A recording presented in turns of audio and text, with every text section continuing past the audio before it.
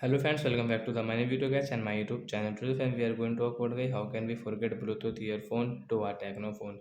Guys, you want to forget your Bluetooth earphones. Guys, you don't want to use guys your Bluetooth earphone. Guys, you want to forget to your phone. So guys, how can you forget? Today I will show you guys. So as you have guys connect any Bluetooth device and guys you want to forget, you can forget. First of all guys, I will on my phone settings. So guys, open your phone setting to forget your Bluetooth earphones to your Tecno phone guys. How to forget?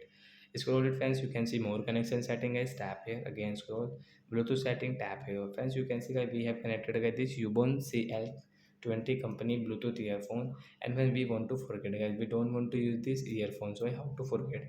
Setting option guys, right side tap here and guys you can see this icon, tap here friends. You can see your device name guys. You want to rename your device name Bluetooth earphone, you want to change, you can change from here. I will not change guys. I will click on this forget option guys, tap here forget device. Then guys we cannot use.